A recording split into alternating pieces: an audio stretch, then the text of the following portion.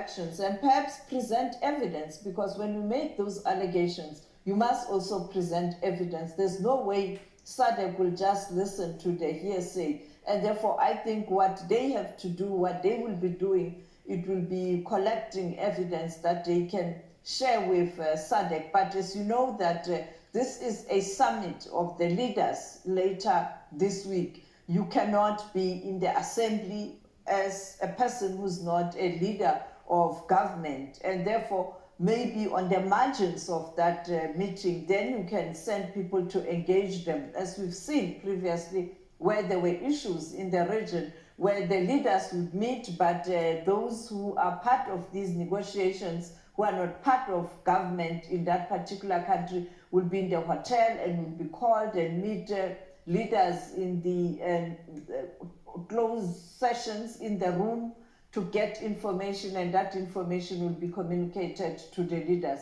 But that's all what we know. But I think all eyes will be on Mozambique tonight to hear what Mondlane is going to say. He's currently in Europe, as I pointed out a few days ago that he left Mozambique, came to South Africa, and he went straight to Sweden in Europe, and he is expected to address virtual. Unfortunately, he won't be able to take that address live because of the language barrier, translation Portuguese.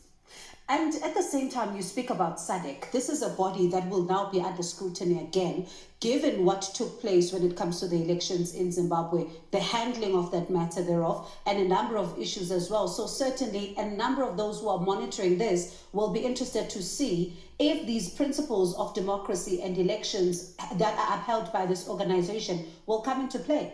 Yes, let's take a listen at what a member of Mondlane's party had to say. You saw him speaking in that package, but let's take further the discussion and hear what he had to say about the SADC and what we can expect. Let's take a listen.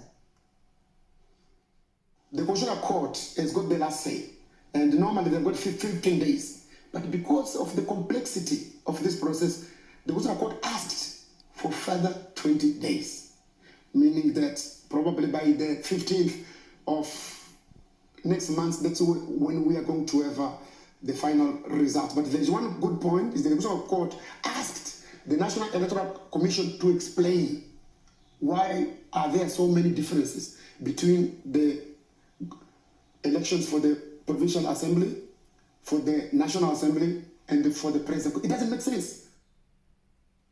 Well, you can hear the passion there, and I think one thing that she spoke about also is how the countries in the region, particularly those that are led by the former liberation organizations, they don't trust them that much, but still they still feel they can trust South Africa, much as in the government of national unity, you have President Ramaphosa leading the government. They still feel that President Ramaphosa can do something, and they also spoke about a conversation that Kaya had with the former president of South Africa, Thabo Mbeki, calling for cool heads and calling all stakeholders to talk to avoid the war, because you know what happened in Maputo years ago and in Mozambique, particularly during that civil war where many people died. And you also have that problem in Cabo Delgado. You don't want the insurgents to take advantage of the situation, or to see people returning to the bush and